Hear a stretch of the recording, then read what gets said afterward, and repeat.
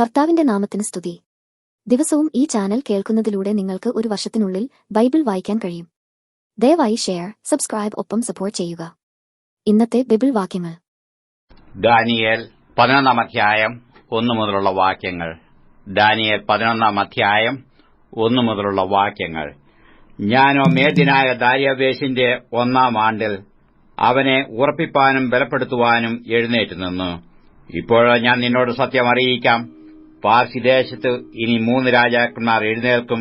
4-ാമത്തൻ എല്ലാവരിലും അധികം ധനവാനായിരിക്കും. അവൻ ധനം കൊണ്ട് ശക്തിപ്പെട്ടു വരുമ്പോൾ എല്ലാവരെയും യവനരാജ്യത്തിനു നേരെ ഉദ്യോഗിപ്പിക്കും. പിന്നെ വിക്രമനായ ഒരു രാജാവ് എഴുന്നേൽക്കും. അവൻ വലിയ അധികാരത്തോട് വാണു ഇഷ്ടം പോലെ പ്രവർത്തിക്കും. അവൻ നിൽക്കുമ്പോൾ തന്നെ അവന്റെ രാജ്യം തകർന്നു ആകാശത്തിലെ 4 കാറ്റിലേക്കും ഭേദിച്ചു പോകും. അതും അവന്റെ സന്തതിക്കല്ല.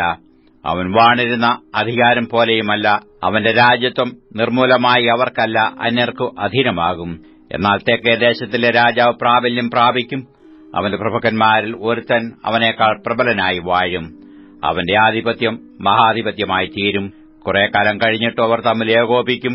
തെക്കേ ദേശത്തിലെ രാജാവിന്റെ മകൾ വടക്കേ ദേശത്തിലെ രാജാവിന്റെ അടുക്കൽ ഉടമ്പടി ചെയ്യുവാൻ വരും. എങ്കിലും അത് നിൽക്കയില്ല. അവനും അവന്റെ സാഹിത്യവും നിലനിൽക്കുകയുമില്ല. അവളും അവളെ കൊണ്ടുചെന്നവരും അവളുടെ ജനകനും അവളെ തുണച്ചവനും ഭീതി വിഷയങ്ങളായി തീരും. എന്നാൽ അവനു പകരം അവളുടെ വേരിൽ നിന്നും മുളച്ച തൈയായ ഒരുവൻ എഴുന്നേൽക്കും. അവൻ ബലം പ്രാപിച്ച് വടക്കേ ദേശത്തിലെ രാജാവിന്റെ കോട്ടയിൽ കടന്ന് അവരുടെ നേരെ പ്രവർത്തിച്ചു ജയിക്കും. അവരുടെ ദേവന്മാരെയും ബിംബങ്ങളെയും വെള്ളിയും പൊന്നും കൊണ്ടുള്ള മനോഹര വസ്തുക്കളെയും അവൻ എടുത്ത് മിസ്രയീമിലേക്ക് കൊണ്ടുപോകും. പിന്നെ അവൻ കുറെ സംവത്സരത്തോളം വടക്കേ ദേശത്തിലെ രാജാവിനോട് പൊരുതാതിരിക്കും. അവൻ തെക്കേ ദേശത്തിലെ രാജാവിന്റെ രാജ്യത്തേക്ക് ചെന്ന് സ്വദേശത്തേക്ക് മടങ്ങിപ്പോരും. അവന്റെ പുത്രന്മാരോ വീണ്ടും യുദ്ധം ആരംഭിക്കുകയും ബഹുപുരുഷാരമടങ്ങിയ മഹാസൈന്യങ്ങളെ ശേഖരിക്കുകയും ചെയ്യും. അത് വന്ന് കവിഞ്ഞു കടന്നുപോകും. പിന്നെ അവൻ മടങ്ങിച്ചെന്നു അവന്റെ കോട്ട വരെ യുദ്ധം നടത്തും. അപ്പോൾ തെക്കേ ദേശത്തിലെ രാജാവ് ദ്വേഷ്യം പൂണ്ട് പുറപ്പെട്ട് വടക്കേ ദേശത്തിലെ രാജാവിനോട് യുദ്ധം ചെയ്യും. അവൻ വലിയൊരു സമൂഹത്തെ അണിനിരത്തും. എന്നാൽ ആ സമൂഹം മറ്റവന്റെ കയ്യിൽ ഏൽപ്പിക്കപ്പെടും. ആ ജനസമൂഹം മുടിഞ്ഞുപോകും. അവന്റെ ഹൃദയം ഗർവിച്ച് അവൻ 10,000 പേരെ വീഴുമാറാക്കും. എങ്കിലും അവൻ പ്രാബല്യം പ്രാപിക്കയില്ല. വടക്കേ ദേശത്തിലെ രാജാവ് മടങ്ങിവന്ന് മുമ്പലത്തേതിനേക്കാൾ വലിയൊരു ജനസമൂഹത്തെ അണിനിരത്തും. ചില സംവത്സരം കഴിഞ്ഞിട്ട് അവൻ വലിയൊരു സൈന്യത്തോടും വളരെ സമ്പത്തോടും കൂടെ പോരും. ആ കാലത്ത് പലരും തെക്കേ ദേശത്തിലെ രാജാവിന്റെ നേരെ എഴുന്നേൽക്കും. നിന്റെ ജനത്തിലുള്ള അക്രമികൾ ദർശനത്തെ നിവർത്തിപ്പാൻ തക്കവണ്ണം മത്സരിക്കും. എങ്കിലും അവർ ഇടറി വീഴും. എന്നാൽ വടക്കേ ദേശത്തിലെ രാജാവ് വന്ന് വാടകോരി ഉറപ്പുള്ള പട്ടണങ്ങളെ പിടിക്കും. തെക്കേ പടക്കൂട്ടങ്ങളും അവന്റെ ശ്രേഷ്ഠജനവും ഉറച്ചു നിൽക്കയില്ല. ഉറച്ചു നിൽപ്പാൻ അവർക്ക് ശക്തി ഉണ്ടാകുകയുമില്ല. അവന്റെ നേരെ വരുന്നവൻ ഇഷ്ടം പോലെ പ്രവർത്തിക്കും. ആരും അവന്റെ മുമ്പാകെ നിൽക്കയില്ല. അവൻ മനോഹര ദേശത്ത് നിൽക്കും. അവന്റെ കൈയിൽ സംഹാരമുണ്ടായിരിക്കും. അവൻ തന്റെ സർവ്വരാജ്യത്തിന്റെയും ശക്തിയോടുകൂടെ വരുവാൻ താൽപര്യം വെക്കും. എന്നാൽ അവൻ അവനോട് ഒരു ഉടമ്പടി ചെയ്തു. അവന് നാശത്തിനായി തന്റെ മകളെ ഭാര്യയായി കൊടുക്കും. എങ്കിലും അവൾ നിൽക്കയില്ല, അവന് ഇരിക്കയുമില്ല. പിന്നെ അവൻ തീരപ്രദേശങ്ങളിലേക്ക് മുഖം തിരിച്ച് പലതും പിടിക്കും. എന്നാൽ അവൻ കാണിച്ച നിന്ന ഒരു അധിപതി നിർത്തലാക്കും. അത്രയുമല്ല, അവന്റെ നിന്ന അവന്റെ മേൽ തന്നെ വരുത്തും. പിന്നെ അവൻ സ്വദേശത്തിലെ കോട്ടകളുടെ നേരെ മുഖം തിരിക്കും. എങ്കിലും അവൻ ഇടറി വീണു ഇല്ലാതെയാകും. അവനു പകരം എഴുന്നേൽക്കുന്നവൻ തന്റെ രാജ്യത്തിന്റെ മനോഹര ഭാഗത്തുകൂടി ഒരു അപഹാരിയെ അയക്കും. എങ്കിലും കുറെ ദിവസത്തിനകം അവൻ സംഹരിക്കപ്പെടും. കോപത്താലല്ല, യുദ്ധത്താലുമല്ല. അവനു പകരം നിന്ദ്യനായ ഒരുത്തൻ എഴുന്നേൽക്കും. അവനു അവർ രാജ്യത്വത്തിന്റെ പദവി കൊടുപ്പാൻ വിചാരിച്ചിരുന്നില്ല. എങ്കിലും അവൻ സമാധാനകാലത്ത് വന്നു ഉപായത്തോടെ രാജ്യത്വം കൈവശമാക്കും. പ്രളയതുല്യമായ സൈന്യങ്ങളും നിയമത്തിന്റെ പ്രഭുവും കൂടെ അവന്റെ മുമ്പിൽ പ്രവഹിക്കപ്പെട്ട് തകർന്നുപോകും. ആരെങ്കിലും അവനോട് സഖ്യത ചെയ്താൽ അവൻ വഞ്ചന പ്രവർത്തിക്കും. അവൻ പുറപ്പെട്ടു അല്പം പടജനവുമായി വന്ന് ജയം പ്രാപിക്കും. അവൻ സമാധാനകാലത്ത് തന്നെ സംസ്ഥാനത്തിലെ പുഷ്ടിയേറിയ സ്ഥലങ്ങളിൽ വന്ന് തന്റെ പിതാക്കന്മാരോ പിതാമഹന്മാരോ ഒരുനാളും ചെയ്യാത്തത് ചെയ്യും. അവൻ കവർച്ചയും കൊള്ളയും സമ്പത്തും അവർക്ക് വിതറിക്കൊടുക്കും.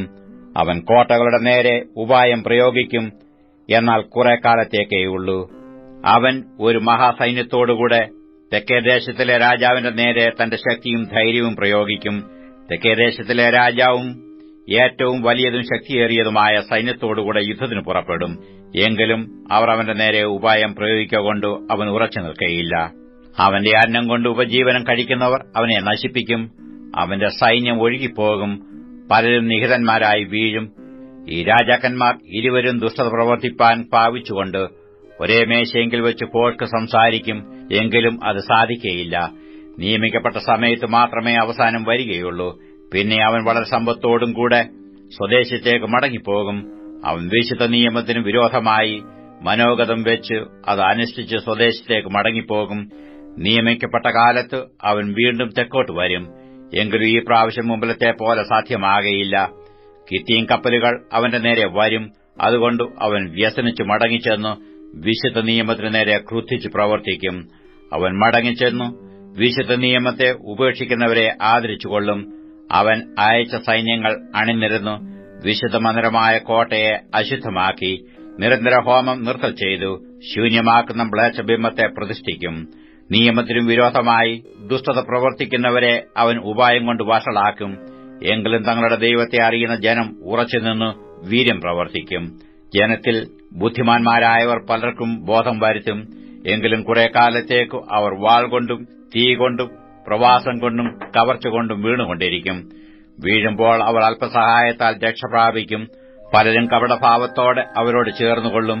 എന്നാൽ അന്ത്യകാലം വരെ അവരിൽ പരിശോധനയും ശുദ്ധീകരണവും നിർമ്മലീകരണവും സാധിക്കേണ്ടതിന് ബുദ്ധിമാന്മാരിൽ ചിലർ വീഴും. നിശ്ചയിക്കപ്പെട്ട കാലത്ത് മാത്രം അന്തം വരും. രാജാവോ ഇഷ്ടം പോലെ പ്രവർത്തിക്കും.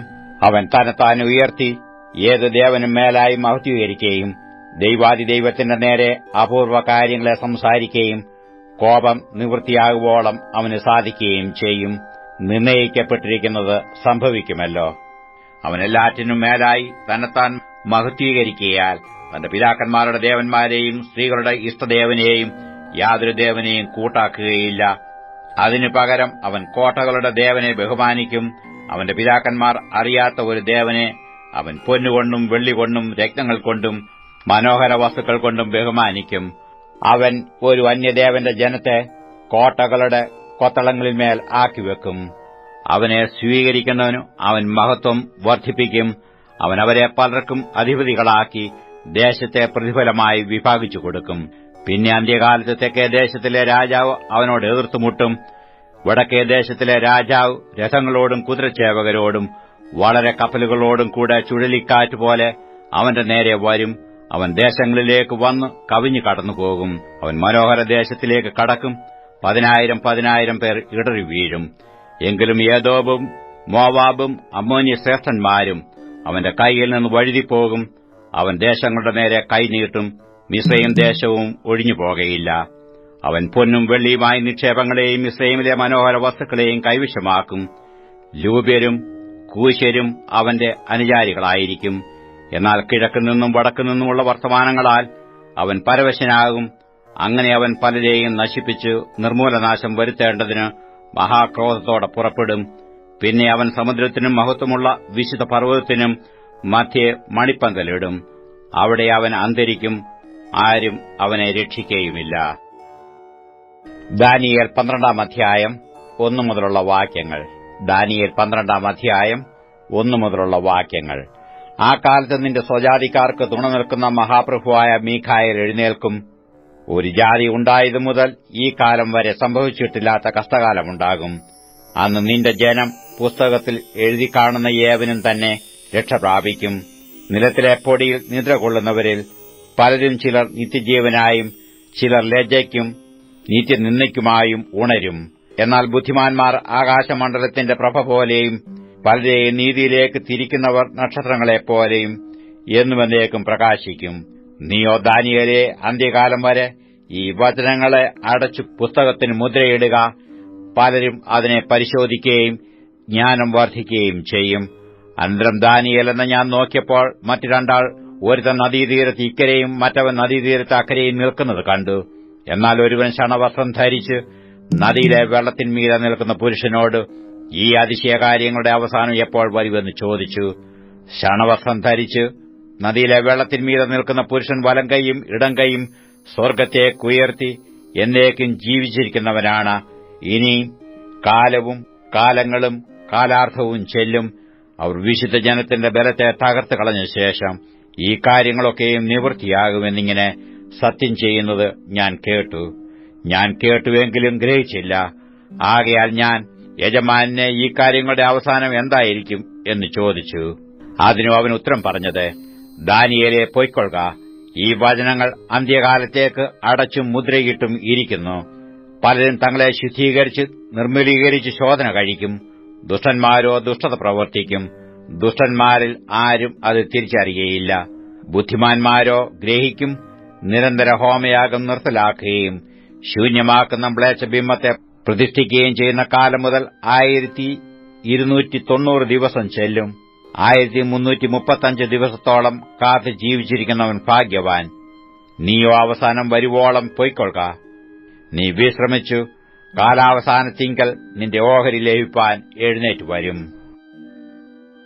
യോഹന്നാൻ എഴുതിയ 1 ലേഖനം 2 അധ്യായം 1 മുതലുള്ള വാക്യങ്ങൾ. 1 യോഹന്നാൻ 2 അധ്യായം 1 മുതലുള്ള വാക്യങ്ങൾ.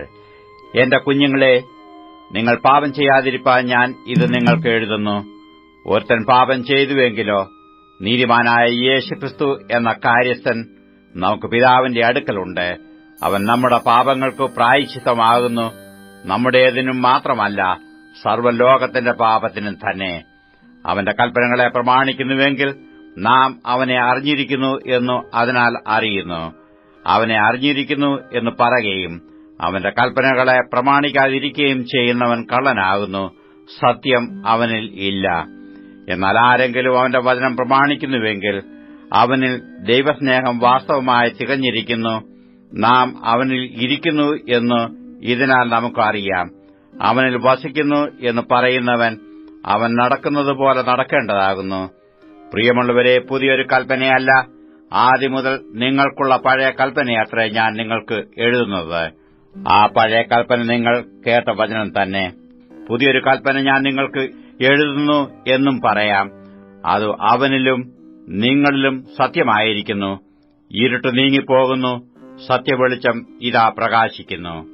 വെളിച്ചത്തിൽ ഇരിക്കുന്നുവെന്ന് പറയുകയും സഹോദരനെ പകയ്ക്കുകയും ചെയ്യുന്നവൻ ഇന്നയോളം ഇരുട്ടിലിരിക്കുന്നു.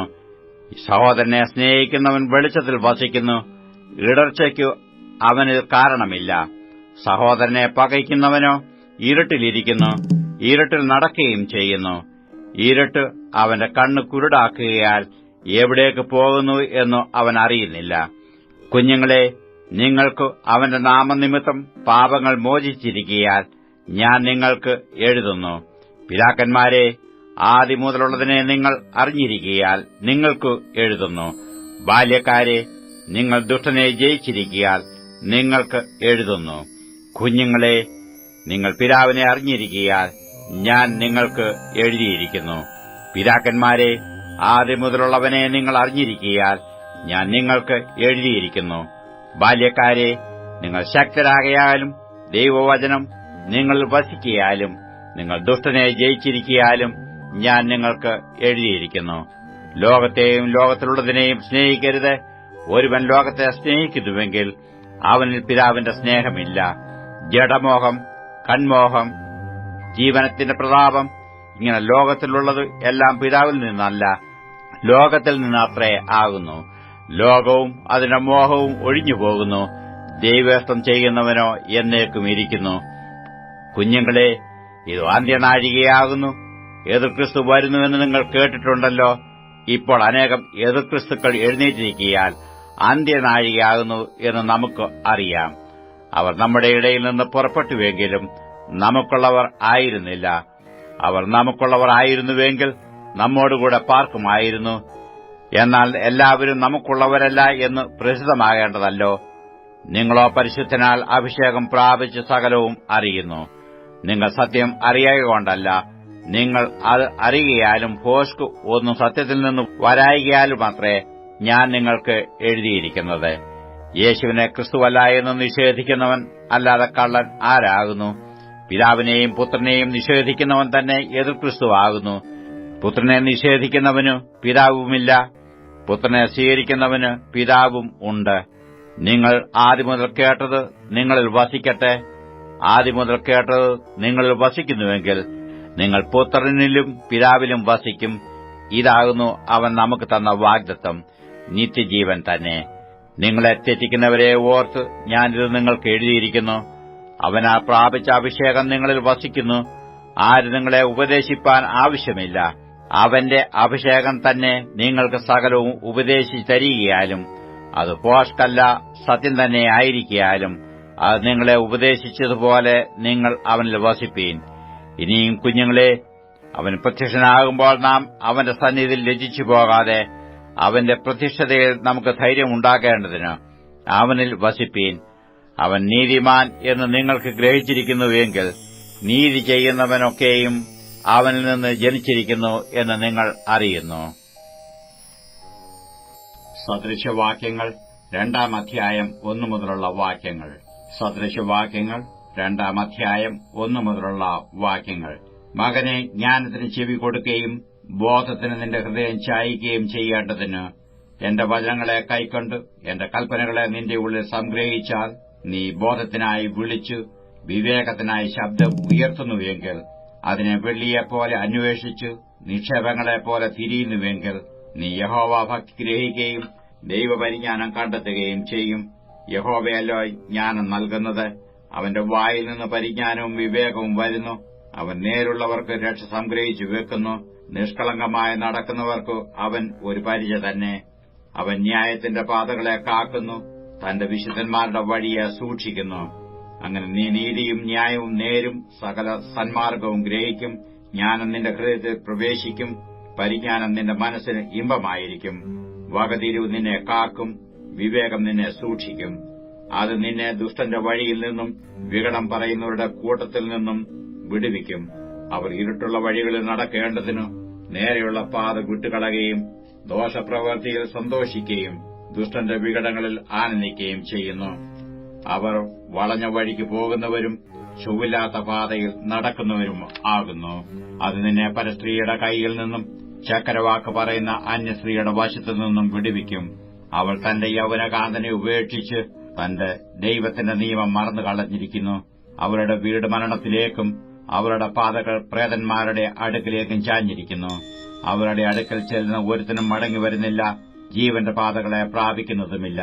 അതുകൊണ്ട് നീ സജ്ജനത്തിന്റെ വഴിയിൽ നടന്ന് നീതിമാന്മാരുടെ പാതകളെ പ്രമാണിച്ചുകൊള്ളുക. നേരുള്ളവർ ദേശത്ത് വസിക്കും, നിഷ്കളങ്കന്മാർ അതിൽ ശേഷിച്ചിരിക്കും. എന്നാൽ ദുഷ്ടന്മാർ ദേശത്തുനിന്ന് ഛേദിക്കപ്പെടും, ദ്രോഹികൾ അതിൽ നിന്ന് നിർമൂലമാകും.